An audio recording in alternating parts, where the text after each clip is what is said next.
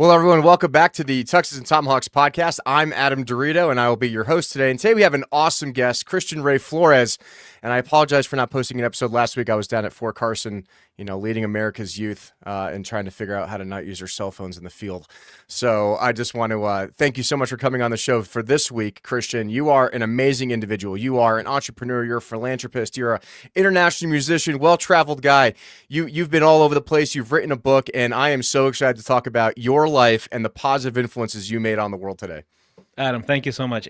And by the way, the video intro is so funky. It's so interesting. It's hilarious, right? I had this kid. No, I always tell people, like, did you make this? I was like, no. So I found this kid, and he's like, hey, you need to do a new intro for your podcast. I'm like, yeah, sure. So I'm like, well, what do you do? I'm like, well, I do most advocacy stuff and changing the government, trying to make a positive difference in the world. And, I know the Trump guys and everything else. And, he's like, oh, I'm going to make you something really cool. And he just makes this wild video. It's so funny. Because, so I work in civil affairs in the U.S. Army. And civil affairs, basically our job is after the U.S. government goes in and blows everything up, because that works out real well. Mm-hmm. We go in behind them and we fix all the critical civilian infrastructure, food, water, everything else. So interesting. So the big joke with civil affairs, which is, you see the Tomahawks in the back, is that we go to all the embassy parties and we meet with all the people of influence in these countries, and we try to create positive relationships. So the joke is we wear tuxedos and we go to the embassy parties, but we're not afraid to do what we have to do. And Tomahawks, the cross Tomahawks is the symbol for Army Civil Affairs. So that's actually where the naming of the podcast came from, Tuxes and Tomahawks. Yeah, so it's about, it's not just about Army stuff and politics, but it's about making a positive influence on the international side. I've learned something new. Yeah, so talking to somebody like you is like really fascinating because like you're very well versed in a lot of these things, and I think one of the biggest problems with America today is that Americans don't even know what goes on 50 miles outside their hometown. They make all these assumptions about what goes on, and I'm like, well, unless you've actually been international and you've been to these different countries, like how could you possibly make a basis of decision, and like understand what's really going on in the world? And everybody wants to accuse their elected leaders or all these other things without understanding that it's actually up to you to make the effort to learn and be, always absorbing information. And I try to do that as much as I can, which is why I love interviewing people like you, because you get to learn a completely different perspective on things and you get to learn from other people in other countries. And I think that is so important what America lacks today. So, got it. Well, I'm ready. Let's go. So, Christian, how about this? You tell me, who are you? Where did you come from? How did you even start doing the business that you did? And introduce yourself to the audience. So right now I do coaching. I have a coaching program in business, and I have a digital media sort of marketing strategy business. Mm-hmm. So those are the two things I do. The origin of both actually goes deep into the origin story. And I have the most weird origin story because I'm basically half Russian, half Chilean. Was both born in Moscow, moved to Chile when I was a baby. My parents moved me, obviously. Mm-hmm. And then there was a military coup there. We were thrown out. My dad was in a concentration camp. We were refugees there in the United Nations refugee facility. Went to Munich, Germany as exile. Went back to Russia. Went to Africa. My dad was an expat kind of guy. Mm-hmm. Basically like a secular missionary, essentially. After the decolonization of Africa, there were a lot of people that were importing. And I grew up in Africa, 7 years there, and I saw civil war there. Mm-hmm. After my parents' divorce, I went back to Russia in literally the worst time in the Soviet Union, like mid-'80s. The thing was already crumbling, right? Yeah, for sure. Big time. And so I was there, went to college there. Saw tanks in the streets of Moscow. So civil unrest seems to follow me wherever I go, and worried about Austin, Texas. And I was actually just in Austin yesterday. You were? No way. I was on Dan Holloway's Drinking Bros, the guy who runs Drinking Bros. Down there. I think that's like near me. Man, I wish I knew. I literally would have stopped by and had lunch with you because my flight got delayed because of all the storms yesterday. Was it just off of 290, right? The Drinking Bros? Yep. I think I've heard. Oh my gosh, you're 10 minutes. You were 10 minutes away from me. Yeah, I was on the Citizen podcast yesterday down in Austin. Man, I wish I knew you were down there. I would have just grabbed a beer with you or something because my flight got delayed for 5 hours and I was stuck in the airport until like 9 o'clock. So literally, this is down the street from me. Yeah. Okay. So back to the story. I was, and basically the Soviet Union crumbles right before my eyes, and I was an economics major. I have a master's degree. Mm-hmm. So I studied all this thing, and I see the whole thing just crumble like a house of cards. Yeah. And freedom and free markets come in, and it's just Wild West freedom, like complete freedom. That's right? interesting. Yeah, We'll talk like more about this, but keep going. complete chaos, right? And I was one of those guys who was, I was in love with America from afar. Like I was almost like the frequency. And when that happened, I was like, everybody's going this way, I'm gonna go that way. And I was always musical my whole life, so I went into music just to try my luck. I mean, the odds of success are like zero. And by the end of the year, I was like on national television and went from being this sort of struggling artist to Well, watch out, one of Kelly Clarkson over one here. of the top pop stars, right, in Russia, And then a few years later, the communists were actually coming back because there's so much sort of pain in transition, right, from Right. one system completely collapsing to a different one. And so the communists were actually gaining popularity. They're leading in the polls in '96. Boris Yeltsin was running for re-election. Yep. And they basically chose my song to be the anthem, and I campaigned for him That's against wild. against the communist. And that was the last time they were coming to power. So I contributed just teeny tiny bit. It was not just me, as a bunch of musicians who were doing that. I mean, none of us wanted the communists back. And of course, the irony of that is that both of my parents were Marxist, and like that's how I grew up. Yeah. So very awkward conversations around the family dinner table. But that's the story basically. So this is actually interesting because I mean, I understand a lot of this. I'm an intelligence analyst. This is my job in the background of the military. But like, from your perspective, what was that experience like growing up in Russia during that time? And why do you think Russians have such a different perspective on the world and how it works based upon how their government treated them? Because you saw it in very real time.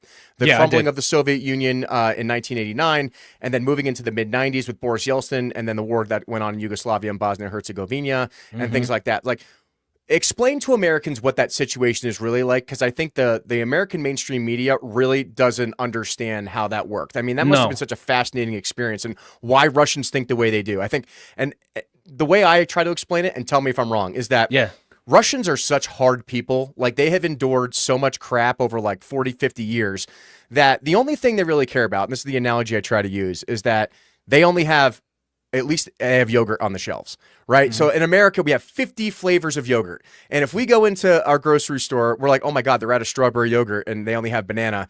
And now our government's failing us and we need to overthrow, Donald Trump or something. But in Russia, the way they look at it is, we still have yogurt. We're fine. We just keep on going. You know what I mean? Like, there's such a hard, different perspective people because of how they grew up. So, like, from your perspective, what was that experience like in the 90s? So, yes, thank you for asking. And that's definitely part of it, that there's so much suffering.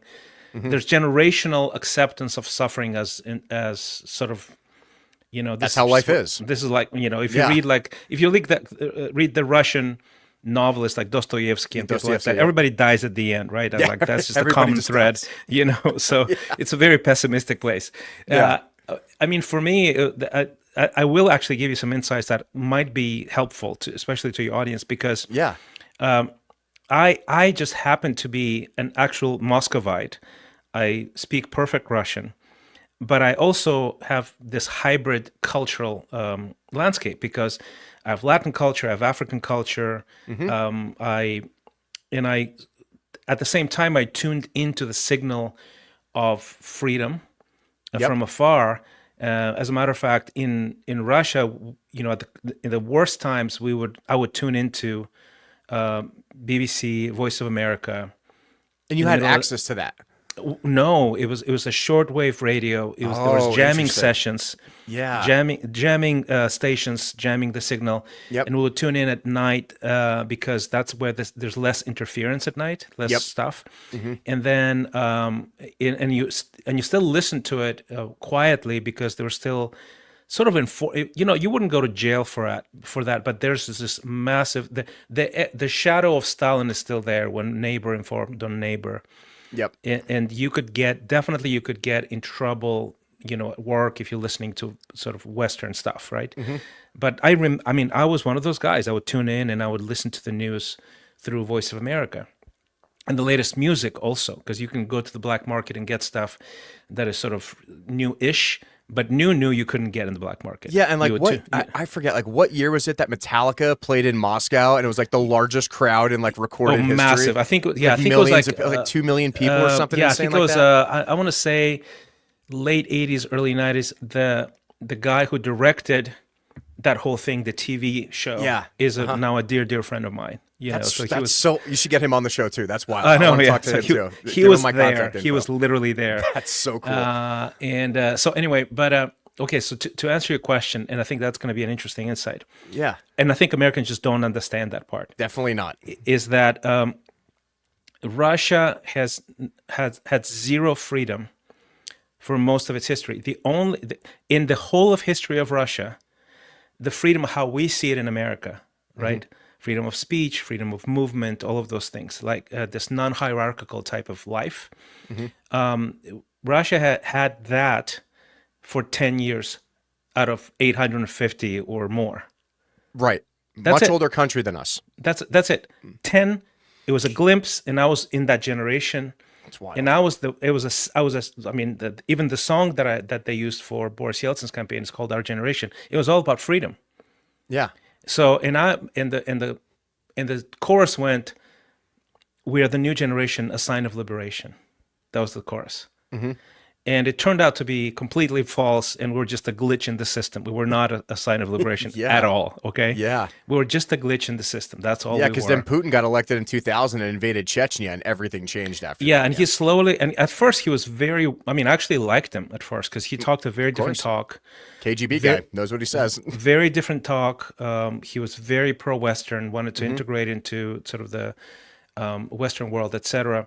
And then he slowly started tightening things and, basically suppressing free speech. And it was a slow process, actually, before people realized, oh, this guy is definitely an authoritarian kind of guy. And then more of a dictator than even an authoritarian guy, and anti-Western, very, very. But that was an evolution in the first few years. He brought a lot of order. There was chaos, right? It was very, very chaotic. So, but to answer your question, my insight is this, and that's why part of the reason why I wrote this book called Little Book of Big Reasons to Love America, is to sort of explain to Americans from the outside that America is a unique, almost like it's a cultural stack. It's a stack of cultural phenomenon that coincided in this place at this time, and created one of the most prosperous free countries on the planet in history, right? Yeah. But it's the same. There's a cultural stack in Russia as well. The cultural stack in Russia is that it is not a European country; is a Eurasian country. Yes, good perspective on that. So there's basically two Russias when it comes to people. Yes. There's the educated intelligentsia that only lives in St. Petersburg and Moscow, mostly. Like the vast majority, I would say 95%. There's like a sprinkling in other places, obviously, but sort of the critical mass, it's literally two cities. That's it. Yeah, you're right. And the intelligentsia in Russia were always European. Before the intelligentsia or the creative class, you might call it, they were sort of it's the nobility, people like that, the educated people. They're always European. As a matter of fact, if you read Tolstoy, like a third of Tolstoy is in French. Of War and Peace, right? It's literally they speak to each other in French, and there's like a massive translation, like half the page is translation into the Russian language or the English language. So there's a very small group of people who are European thinking. So it's all about freedom and liberty and the whole thing, right? The vast majority of people are more Asian thinking. They really are more hierarchical from generation to generation to generation. Yes. So the majority authentically believes in top-down leadership, command and control. And it's either the Tsar, for a few hundred years, then there's the Bolsheviks, our dear leader, Lenin or Stalin or whoever, like a quick succession of general secretaries of the Communist Party. And then there's this freedom 10 years, and people go, yeah, we don't like that. We need a strong hand again on top. And he's going to protect us from outside enemies, and he's going to come in with this very masculine sort of domineering energy, and he's going to provide for us, and here's a guy, basically. And we don't care about corruption. We don't care about the thing. It comes with the territory. We just care about strong leadership. The other thing that happens in those kind of cultures, which if you look at Asian cultures, many cultures are like that. Yes, they are. you know. China, Exactly. So Kazakhstan. Yeah. they're collectivistic cultures. So what that means is the value of the individual is actually doesn't even come close to how we think about it in America. Yes. What they value is the collective. So the company, the city, and of course the country, the nation. It's you live for the prestige, the victory, and the power of your great nation. Yes. You personally are non-important. Exactly. You know, so human life is not sacred. It can be disposed. You can throw millions of people into a war, like with Ukraine. Like you just throw wave after wave of people, and you can fight your way out of anything, because if for this side, Russia, life is valuable, for the Russian side, life is nothing. As long as you live for this greater cause of your nation. So if you look at it even from a standpoint of what they're good at, right? What is it that Russia produces that is extraordinary and has a competitive edge? It's only two really main things: is killing machines and rockets, right? Space. Why? Because these are the things that are on the national level. They increase the pride, the prestige of the nation, right? The dominance of the nation. They can make rockets, and actually not that well as America anymore. Yes. But for the longest time, they could So actually, use. yeah, all of those things. So if you look at anything that has to do with the individual, they can't make it. They can't make a decent car. They can't make a decent toaster. They can't make I kid you not, they cannot make a computer that can compete. Yes. Think about it. Nothing right. for the individual they can make well. They import all of that stuff.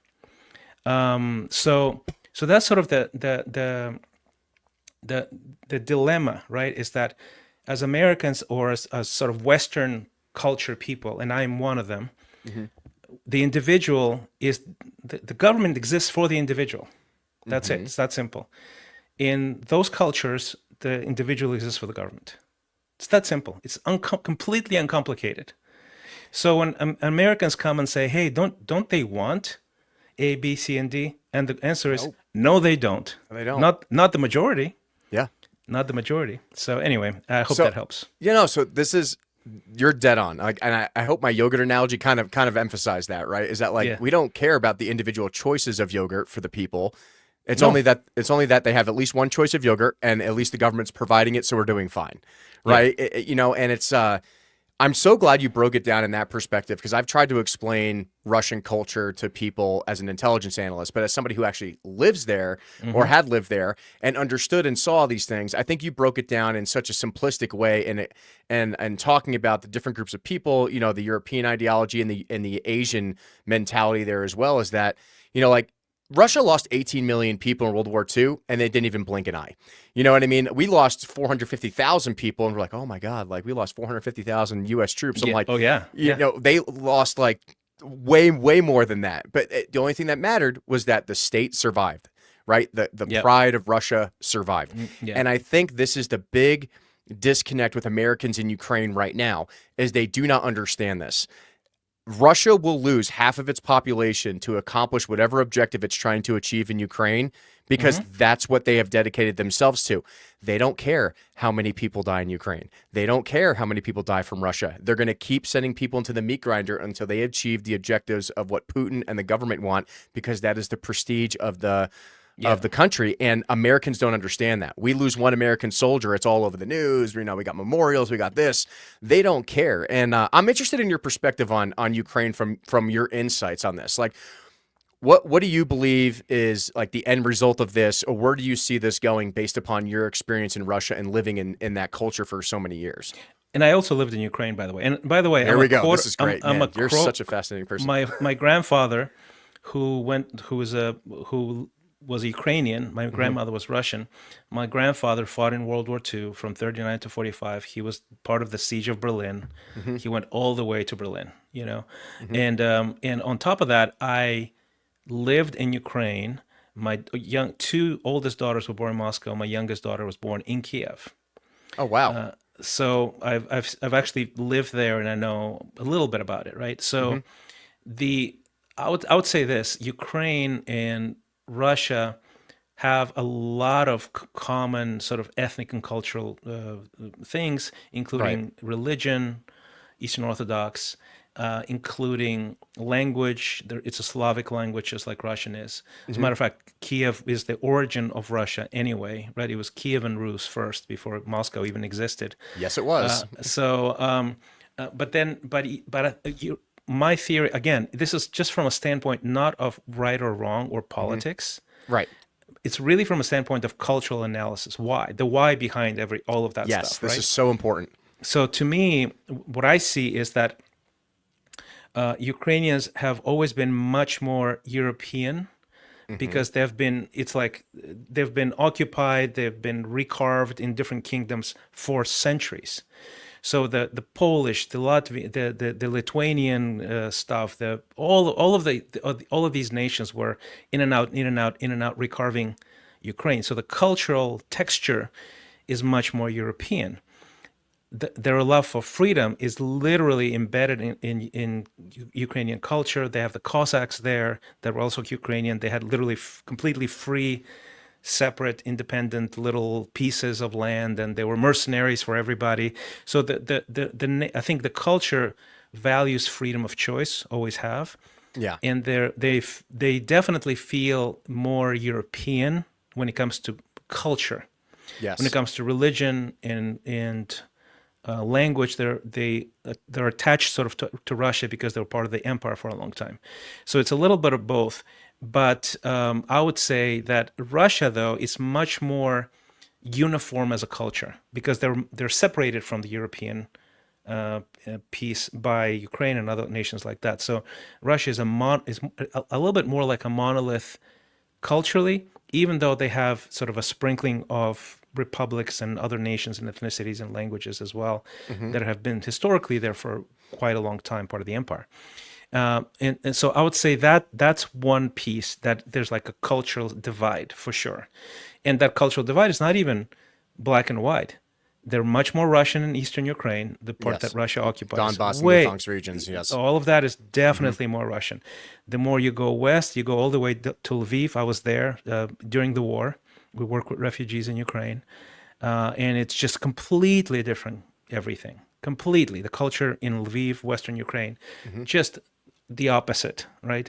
They speak Ukrainian. They believe in God. They're much more religious, actually, and it's just a very European city and the culture. And they were historically for decades and probably centuries, I would say, I can imagine they were very anti-Russian. Hmm. You know, Yeah. so there's that whole range, right? Even within one country. So culturally speaking, that's basically the deal. And the problem, I think, with long term, how that's going to settle, I don't know. I just don't see it not looking like Russia keeping all that territory. I think it's going to keep all that territory, I would personally. agree with you on that. Yeah, I think like from my military perspective is that the eastern side of Ukraine is going to have to acquiesce to yeah, Russia. it's going to be Yeah. maybe demilitarized or whatever, but they're going to keep it. Crimea, forget about Crimea. Crimea's Yeah. gone. Yeah, it's Crimea's gone. gone. It's not getting it There's no back. way. No. There's no way they're going to give it back. And it is what it is, right? I'm just talking about facts, culture, rather than my opinion of what's right or wrong. I'm just saying this is just how it is. No, I agree with you. And as somebody who I was actually overseas in the Middle East when the war started. So I have Yeah. a very, very unique perspective on the intelligence side because we saw everything happening in real time. Mm. And I remember my commander tasked me with like, hey, I need to know what's going on from a cultural perspective in Ukraine. And doing the deep dives into the classified systems and everything else, and then even all open source information, which, to be fair, the United States did cause part of this because we definitely instituted the Orange Revolution in Ukraine. We Hmm. were flipping governments, and that pissed off Putin and all his guys too. So, like, Yeah. and that goes into the cultural aspect of it, though, right? Like, we did these deep dives into the switching of governments and everything else, but everything you mentioned is exactly what I was briefing Oh, these really? general, Yeah. yeah. So, like, I love this conversation because everything that you talked about is exactly what I said to a bunch of colonels and general officers. And they said, no, this is about the freedom of Ukraine. I said, absolutely not. This goes into a much more complicated cultural Yeah. history Yeah. that is hundreds of years old that you guys don't even have the capacity to understand. And the 10 minutes you're giving me, right? But I appreciate your perspective on this, because I think it brings a little bit more reality to Americans today that don't understand the massive cultural differences. I mean, if you want to even have a close comparison to here, it would be like Mississippi versus Washington. You know what I mean? You have all the hippie, free-loving individualism in Washington, and then you have the super hardcore religious, separatist groups down in Missouri, right? Like it's very different. But in the United States, like you said, we pride our culture on our individualism towards the betterment of the country. But in Russia, they pride the country and the status of the country over individualism. Yes, and they're imperial. They're absolutely imperial. Exactly. And I just don't think that Americans will never going to understand that. You can give them all the weapons and all the stuff in the world, and it's never going to change how that culture works. It's been over 1,000 years in that region, and our country's is going to be 250 years old this year. Yeah. You know what I mean? That's like mind-boggling, yeah. Yeah, they just don't understand that. So what I appreciate about this transition from this point in your life is that it gave you a different perspective on your love of America and your transition over here. So explain your otherworldly travels and how you ended up over here, and then talk about like how your international perspective influenced your worldview on a lot of these things. So, well, yes, thank you for asking. I moved to the States. I married an American. She's from Wisconsin, my wife, Deb. Of course. And she... Deb from Wisconsin. Deb from Wisconsin, right? It doesn't get more American than that. She moved, actually, I wasn't wanting to move to America because I had, a brand. I had across 15 different nations, I had name recognition and a career and all of that stuff. And that's a huge advantage actually in life when you're known by millions of people. So although I loved America, that was sort of my space. And then of course she moved to Russia to be with me. We had our children there.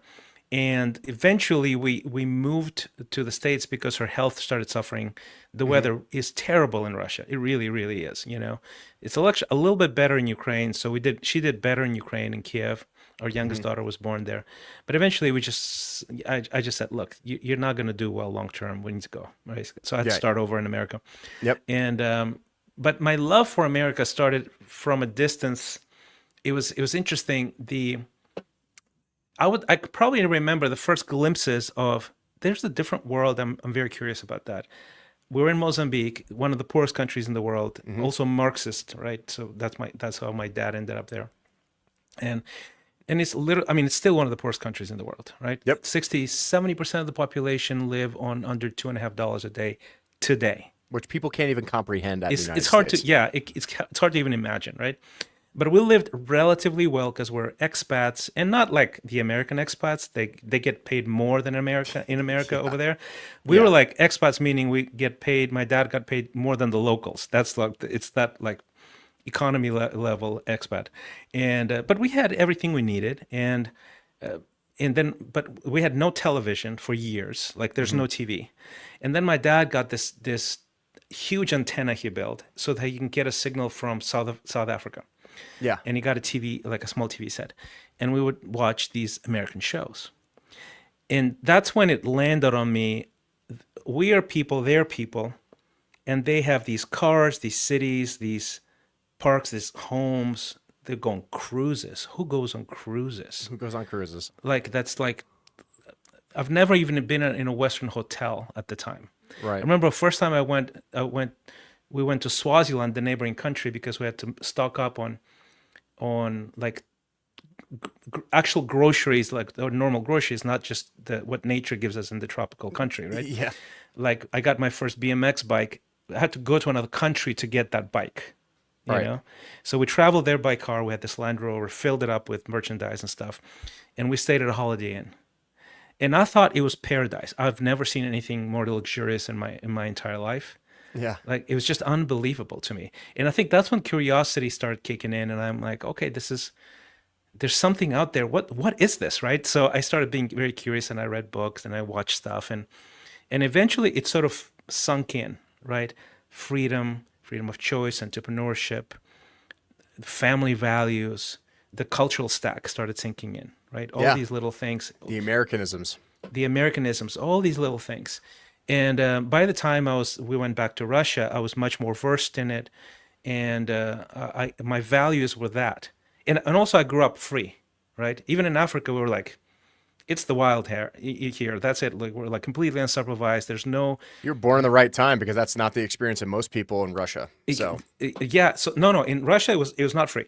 In Africa, it was. So I go to Russia. I'm 14 years old, so I'm pretty much a formed kind of the basics are formed.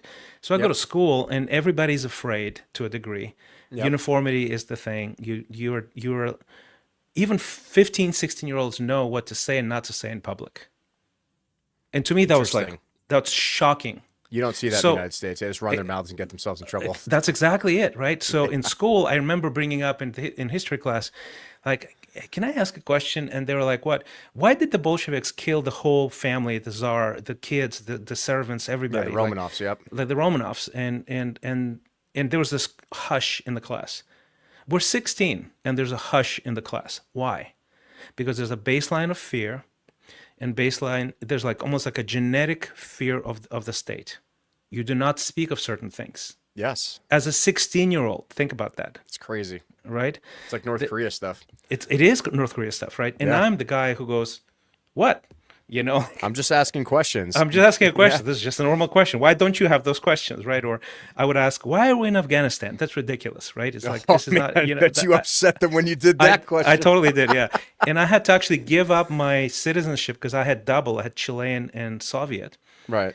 Because I was turning 18, the draft was, and they would send dark complexion people to Afghanistan. And I was like, yeah, I'm not interested. So I had to give up my Soviet citizenship to not go, you know? Yeah. Smart decision, by the way. Absolutely. I was not a good time. No, not interested whatsoever, right? In fighting this weird war, you know?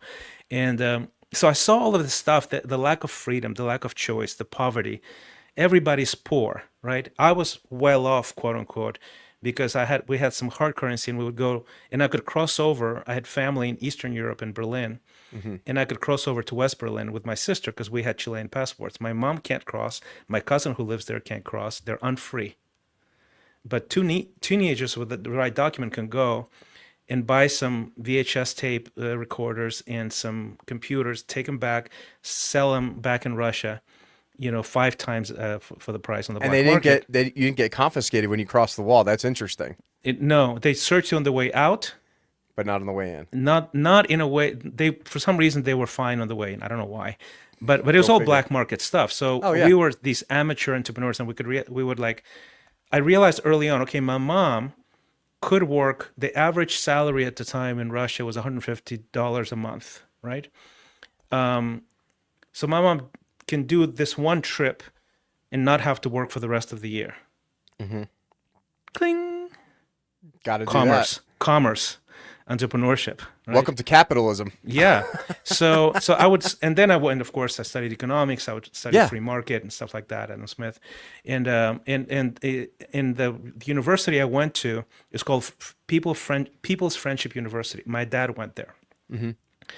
And the university was specifically organized. There was 50% Russians, 50% foreigners. I came in as a foreigner through my dad's channels, right, as a Chilean. Right.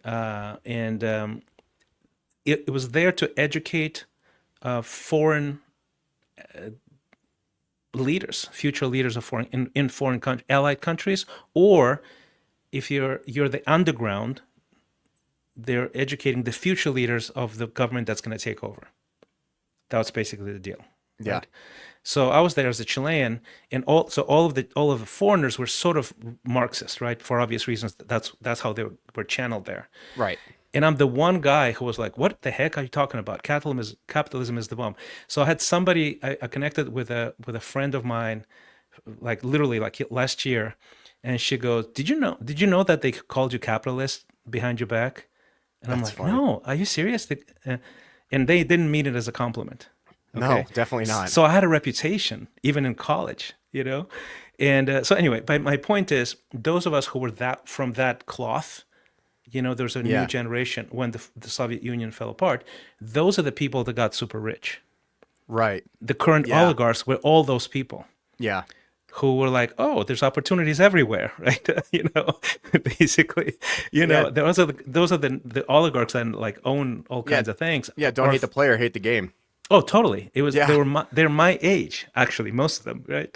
they So are. I've seen them running around Dubai in their yachts when I was down there. yeah, it's Yeah. insane, right? So basically that's the gist. And when I started going to the States, I would visit my wife and my wife's parents. I think the first time I went to just stayed there. I've visited before, but you stay in a hotel, it's just not the same thing as like seeing how people live, right? Yeah. So we would stay with her parents, and they were in Denver at the time. And I remember just walking out there. I mean, it was not a mansion or anything. It was just a normal middle class home.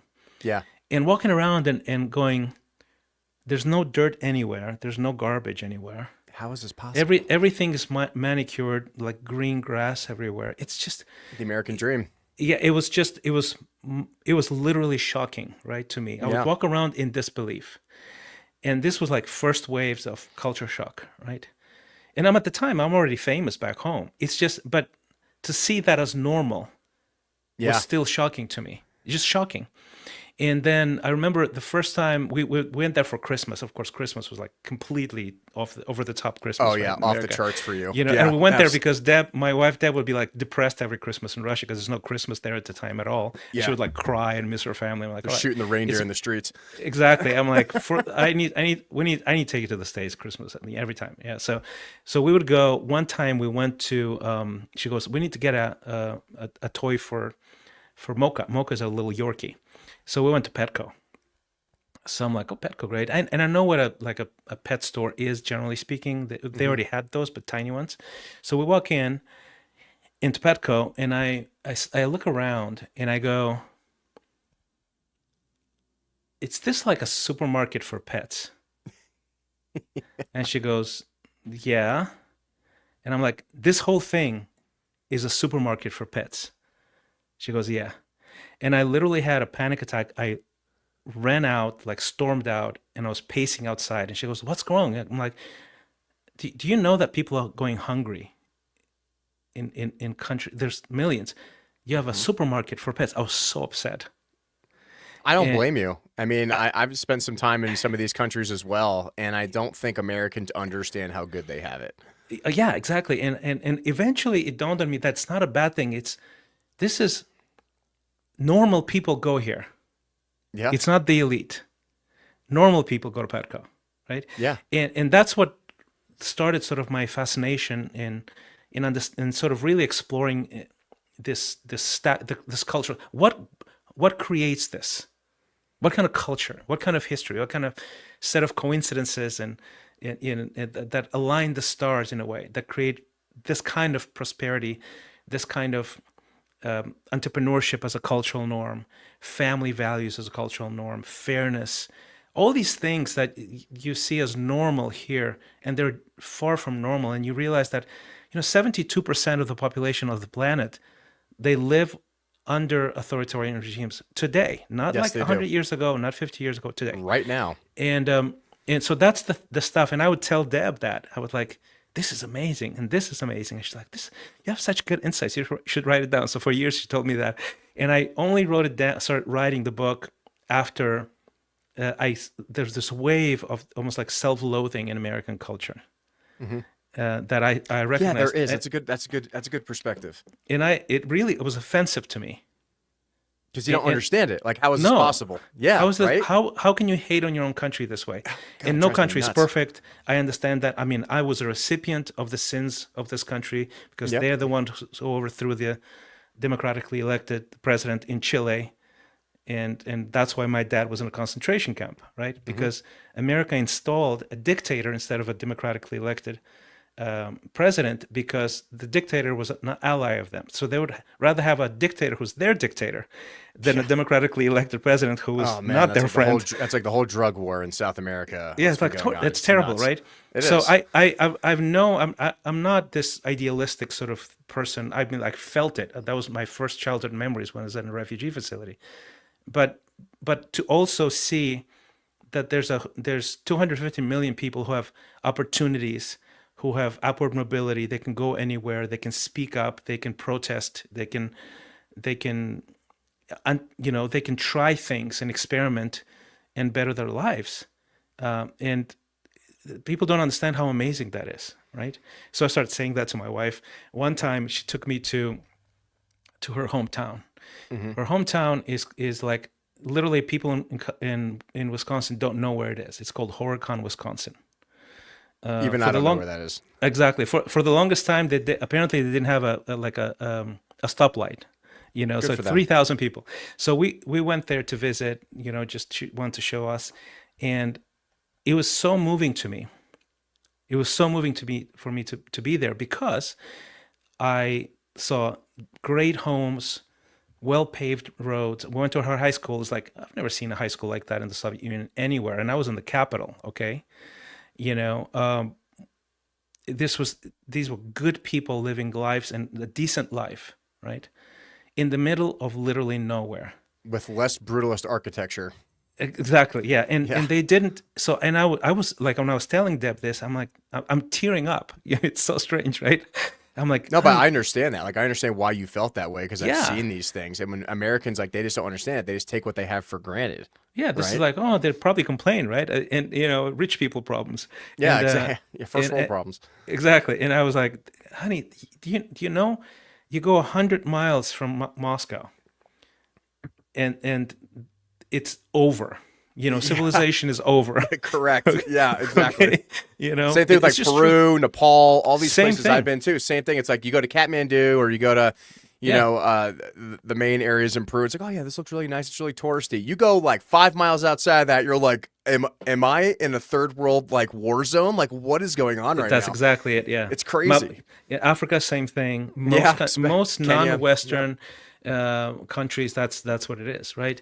So a country that can build a life like this for the average person, it's a great country. Yeah, And I and mean, I wanted to express that in the I book. mean, there's a few places like that in America, like in West Virginia, maybe Mississippi, Yeah. and things like that. But it's not like common. You know what I mean? Like you No, kind of, no. it's not very common. But you've developed like a lot of resilience. And this whole concept of like not being fragile in your society. So like, how did this all develop into you developing that type of resilience and anti-fragility in your life story?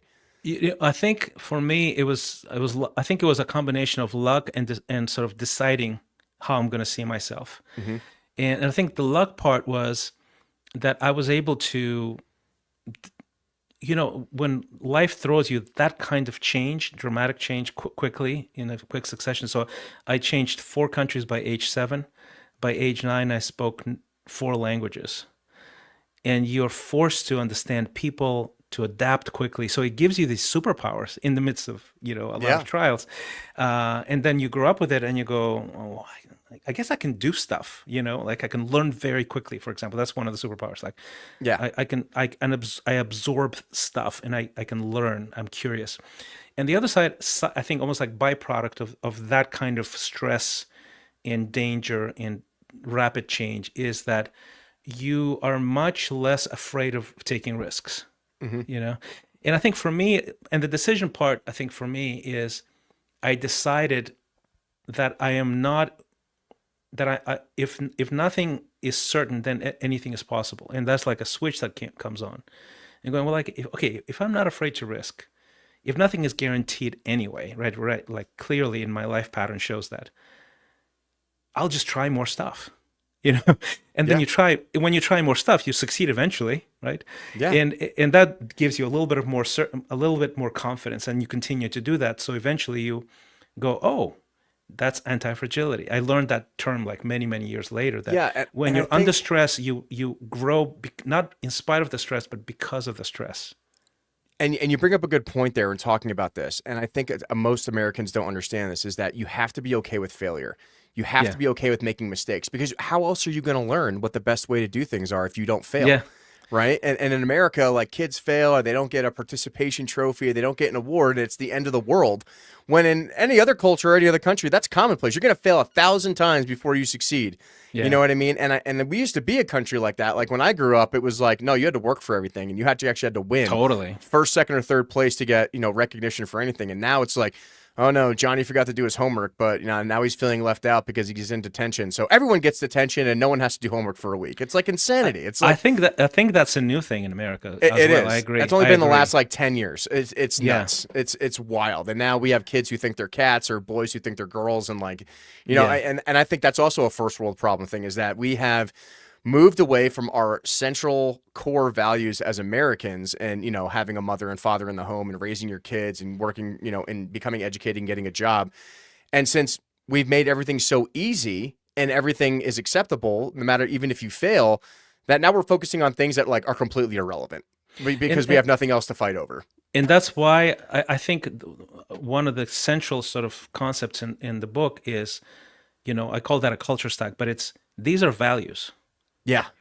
And if America's lost a lot of that. Yeah, and America's losing a lot of them, which means that America's going to become weaker if you don't actually understand that these are the reasons why we became this kind of country, right?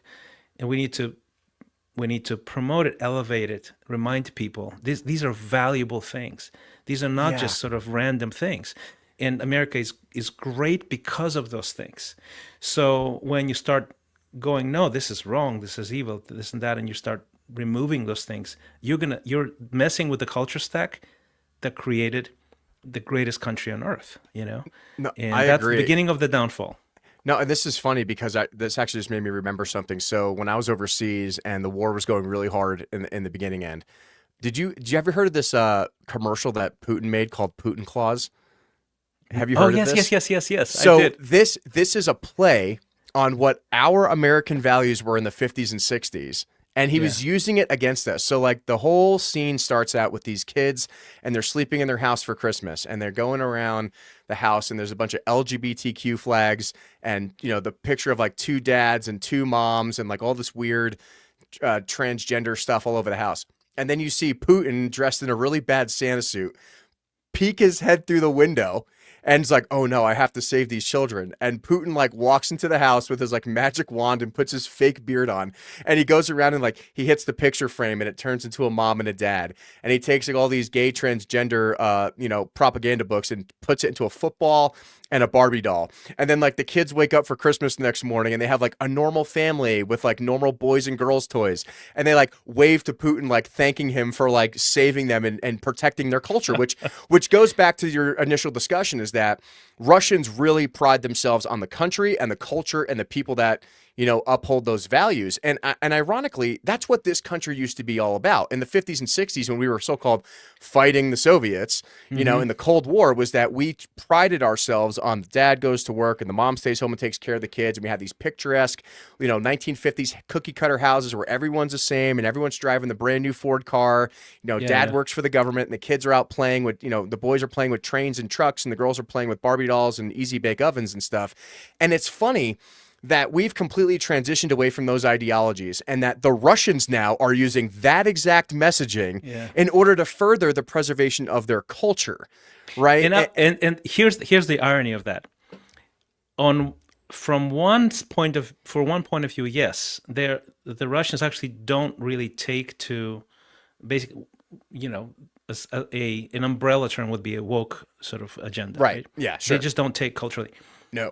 On the other hand, when the propaganda machine does like traditional values, our faith as our this and that. Yeah, the Russian Orthodox Church gets involved and everything else. Yeah, and so it's everywhere in Russia right now. Yeah, and I can tell you as somebody who was there, all of that is BS. Correct, and that's another thing I want to make sure I enunciate is that it's complete BS.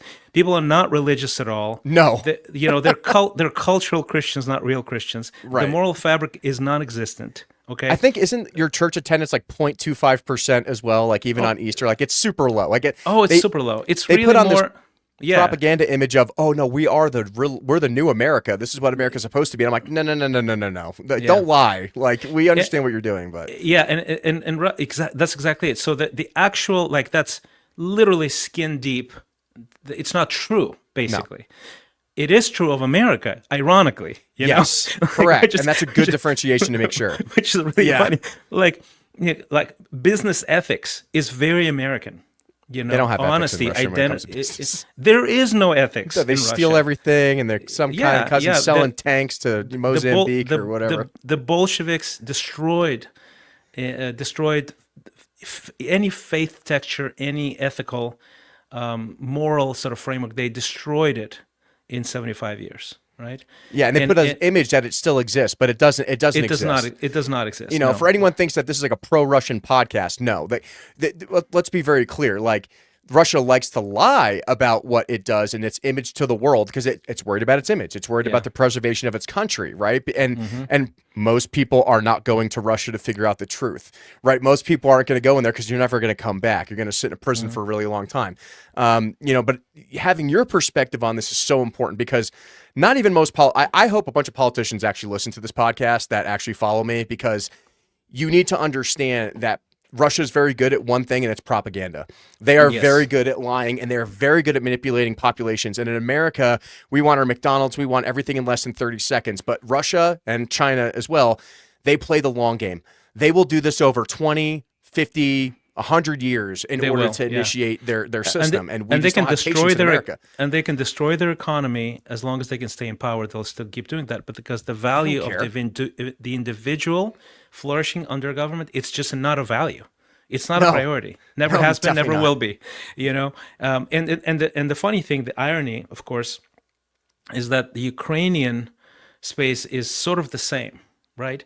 Because it's all post-Bolshevik. I have a podcast called Exponential Edge, and I interviewed a guy, and he told me that, and I'm like, that right there. He was an expert. He's a British guy. Gosh, ironically, his last name is Marx with a K, no relation, and he studies happiness. He has a big TED talk. He's an expert, right, world expert, and he said, you know, in Europe, the least happy people in Europe are Eastern post-Soviet Union people. Absolutely. And he says, I've met those women. And he goes, because the Bolsheviks destroyed the very foundation that makes people feel happy, and which is the family unit. That was undermined for 75 years, okay? And so all of that is true, actually. But it's not just true of Russia. It's also true of Ukraine, partially true of like, say, Hungary, for example, things like that. The moral fabric. Kazakhstan, all those places. Yeah, exactly. So it's the moral fabric, the benefit of the public, and that's the role of a government. All of that stuff is gone, just to various degrees. The people that actually are not like that are the ones who are closest culturally and geographically to Western Europe, which is Estonia, Latvia, Litva. Yeah. The Baltic states. The Baltic states are Poland, completely Western. They never lost that. This is a good question now.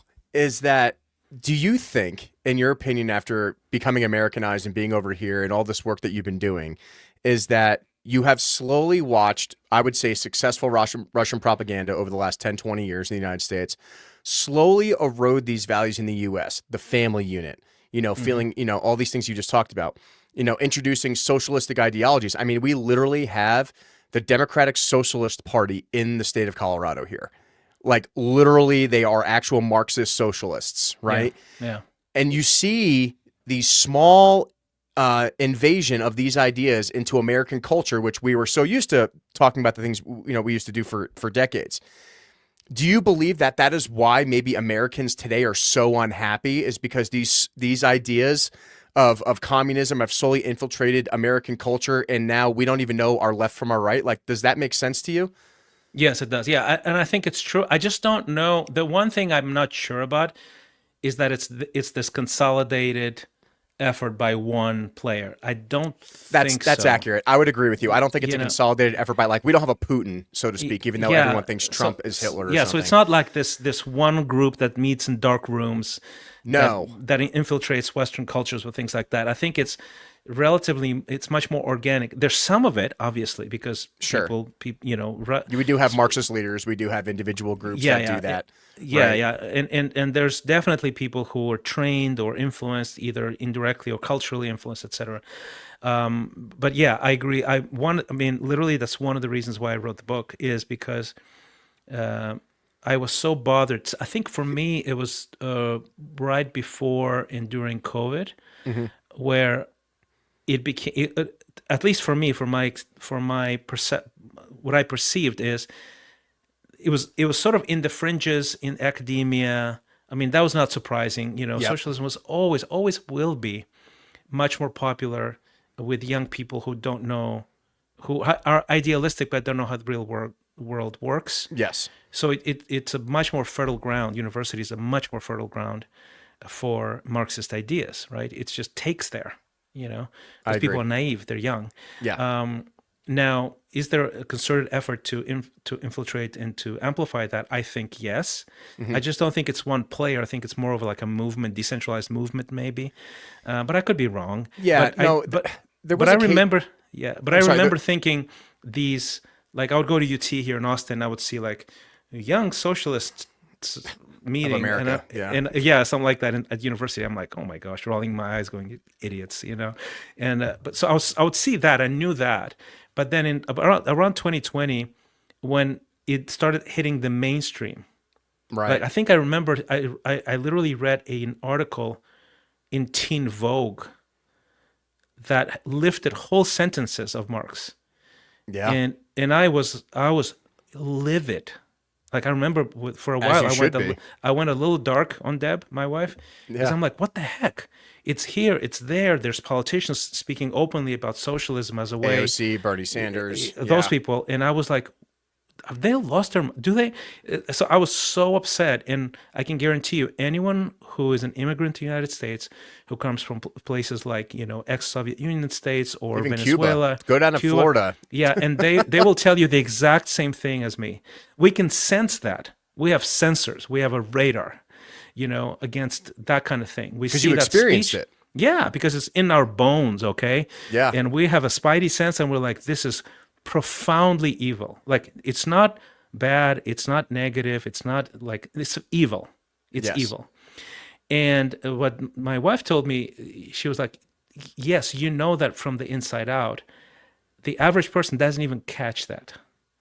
And that's part of the reason why it's the lack of experience of Americans, right? Is that you guys have seen these things, you've been around, and it's so much easier to travel in Europe because literally it's like traveling around the United States, but you can literally travel to multiple different countries in the time. So you've been able to experience different populations and everything else over time. And I know for a fact, like I think in the early 90s, I forget his name. It's all over YouTube, but there was a KGB officer who went public on, I think it was PBS or something, and he said, our objective is to only teach and train a very small group of Americans and slowly destroy your culture over 20 years. Oh, I remember that, yeah. And that started right when 9/11 hit, right? Yeah. And most Americans don't understand this, is that we needed a natural, and you can go into the conspiracy theories about 9/11. We're not going to do that here. But like, once 9/11 happened and Putin successfully destroyed and reacquired Chechnya, which people don't like to talk about, in 2000 when he first became president, and then there was a giant information operation that went on starting in 2000 and 2001 right after 9/11, where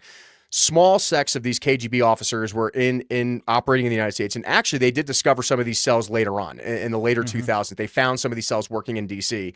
And all they have to do is, like you said, you train the Democratic Socialists of America. You create these little party groups, right? Absolutely. So they train like 10 to 20 people, right? They breed these ideas in their head. And then, like you said, organically it spreads on its own. So I think you're correct. You're correct in stating there's not like the one KGB officer is running this entire ring in the United States. No, he just gets about 20 people involved and then lets it go and lets it fester. And then we've seen over the last literally now 25 years since that's happened, where we have people advocating for communist ideology in the United States, and it's normal behavior, and no one thinks twice about it because it's crazy. It's wild. Like, I don't understand that. Like, I'm not even that old. Like, I'm 37. I'm not, I don't think I'm the smartest person in the room, but even I recognize these things. And I grew up in New York and New Jersey. That's where I grew up. And now I live in Colorado. So I grew up in a giant melting pot on the East Coast with all these different ethnicities. Grew up with a lot of Russians, a lot of Ukrainians, that they all just kind of flock to these areas. It's ironic.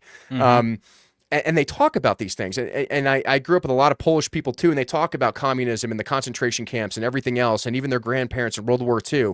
And to us, it was like normal to be like, okay, we have a very pro-American thing. We need to protect our culture, protect our rights, and help our neighbors out and move forward. And then I moved out west, where these people are not exposed to those cultural melting pots. Like when I first moved to Colorado, there was no African Americans out here.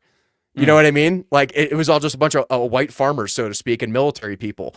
And then you start seeing the slow integration of all these, especially during COVID. All these people are moving around the country now. You know, they were moving to Texas because they wanted more freedom, or they're isolating themselves into little thought groups. And it became completely self-destructive because these people thought they were the smartest person in the room without realizing they were giving up all their American cultural values without even realizing that they were doing it. Like during COVID, I'm sure you saw this. People were totally okay with like turning in their neighbors and calling the cops on them for not wearing a mask. It was so awful. It And really what country was. does that remind you of? Exactly. Like, you know what I mean? Calling in the Stasi, calling it, it's like, what is going on? And people thought it was okay. People still think it's okay. Like I was flying down to Austin yesterday. There's still people wearing masks on airplanes. Yes, from I've Colorado. noticed that. Like I've this noticed is that, yeah. nuts. Yeah. It is, and these people are like, and you can't say anything because if you don't support the trans LGBTQ and you're a racist. I'm like, what are you doing? And we, Like, of course, what are you doing? all of us who grew up in those systems, we have powerful flashbacks. Okay, when things like that happen, immediate flashbacks. Like, what on earth are you talking about, dude? You know. So yeah, and that's part of the reason why I wrote the book is like I have essentially like 10 chapters, 10 reasons, and then a warning at the end. Like, hey, I'll express my love. This is a love letter from an immigrant. But hey, you need to watch for this, basically. Yeah, and just to say the title of your book, so your name of the book is the Little Book of Big Reasons to Love America, right? And in somewhere you talk about your exponential life and the 4 shifts needed to achieve it. So what are those principles that you developed over your time as an entrepreneur and famous musician and traveling around the world?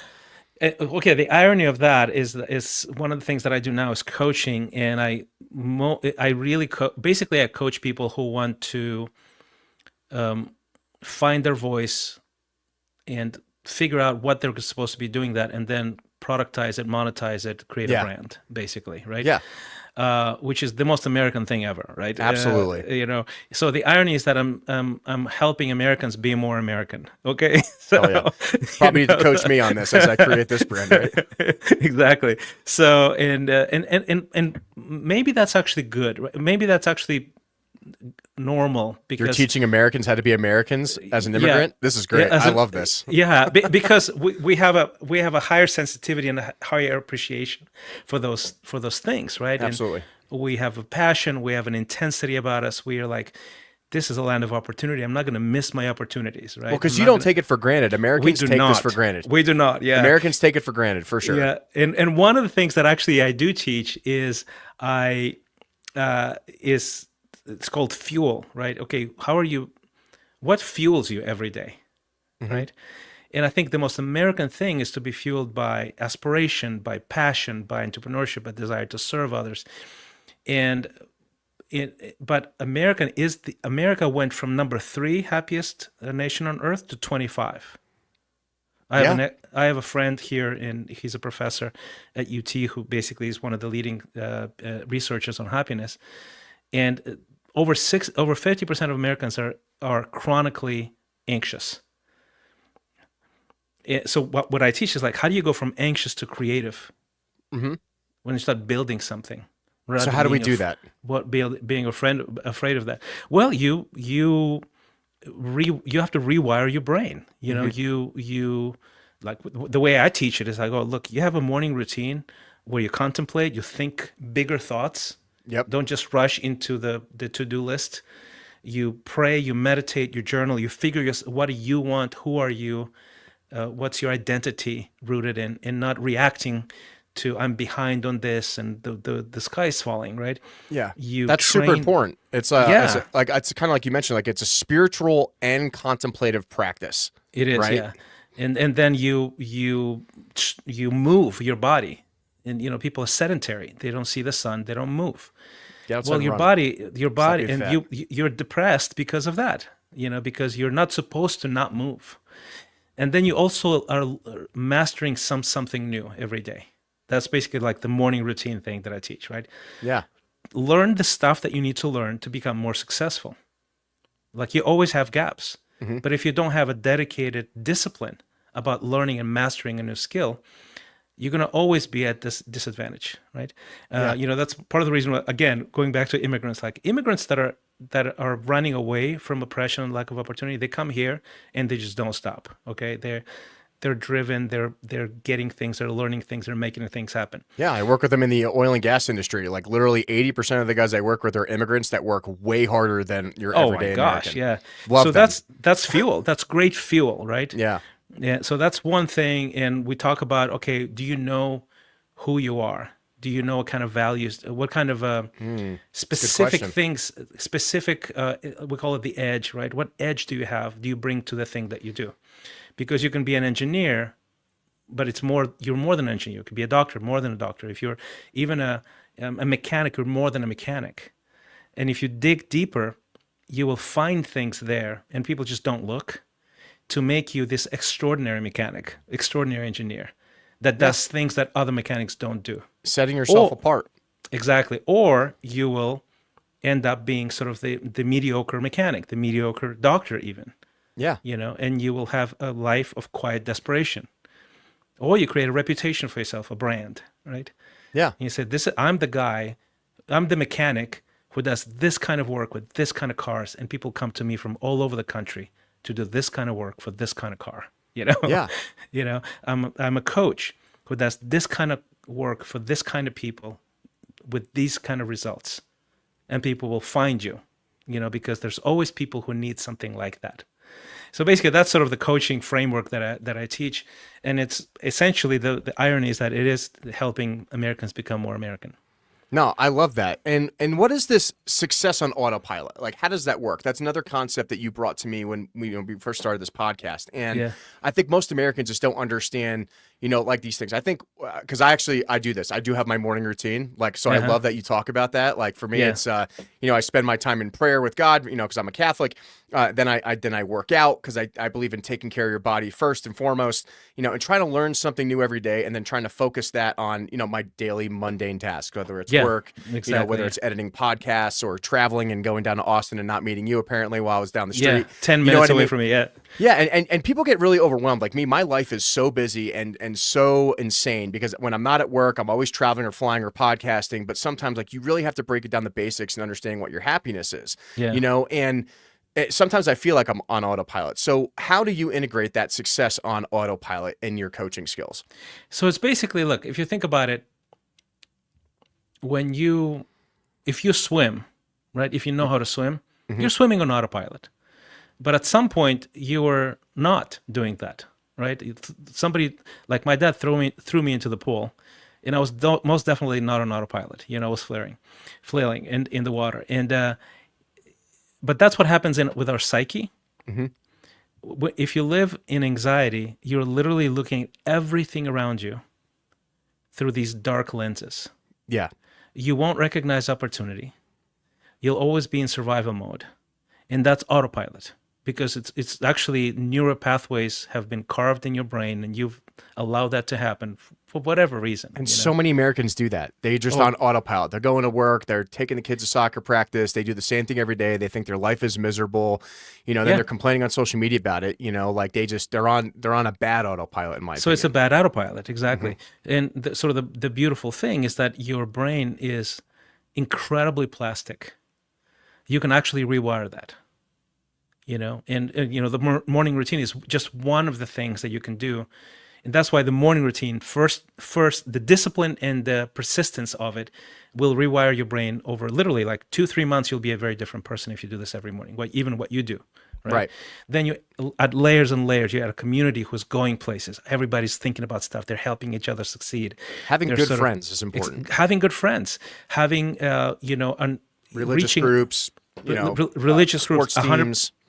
Sports teams, nuclear family, call your parents, text your friends, thank them for stuff, be present with your children. These are foundational things, and we sometimes inherit almost like this domino effect of dysfunction. Americans have lost so much sight of this. I'm so glad you're talking about these things because it's so important. Like the easy things in life are actually the most important, and people really take. And there's that for so granted. much data. There's so much data that has nothing to do with like religious or ideological things. These are scientific data. People who basically have meaningful work, have a faith practice, have a good relationship with your family, and have just a few friends who are actual friends. These are the people who are healthier, wealthier, live longer. Period. It's just true. So if you don't have any of those things, the beautiful thing is that you can fix it. All of those things can be acquired actually in America easily.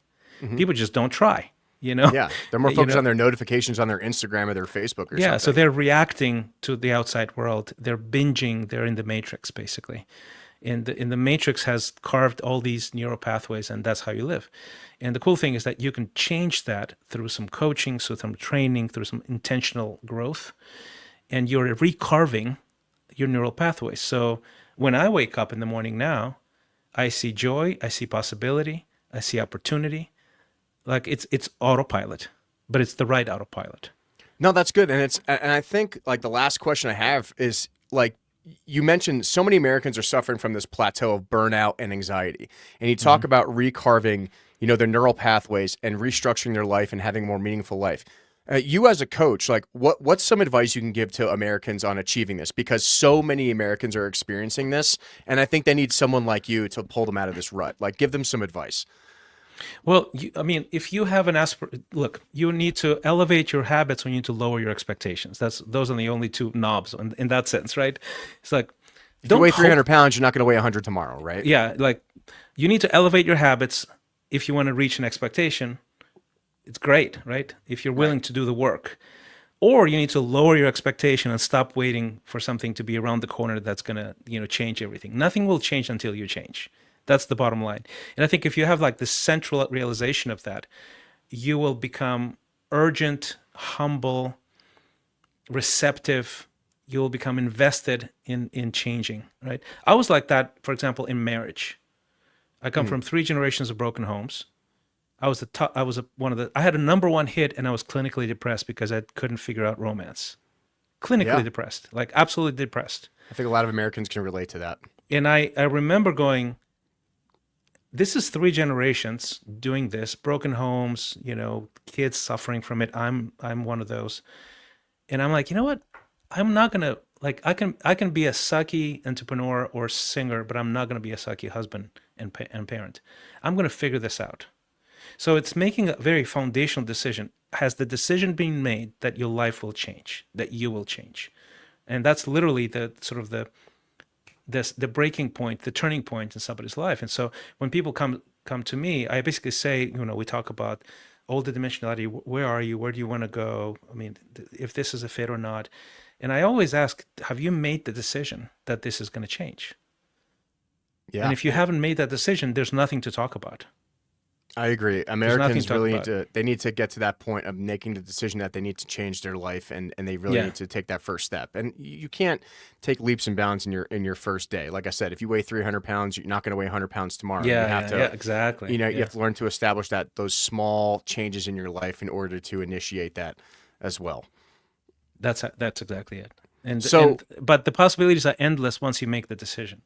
No, I agree. And I hope a lot of people reach out to you and go grab that book, the little book of big reasons to love America. Because Christian Flores, we need to stay in contact. I love this conversation. This is very unexpected and very pleasant. I really enjoyed talking to you about all these things. This is fascinating to me.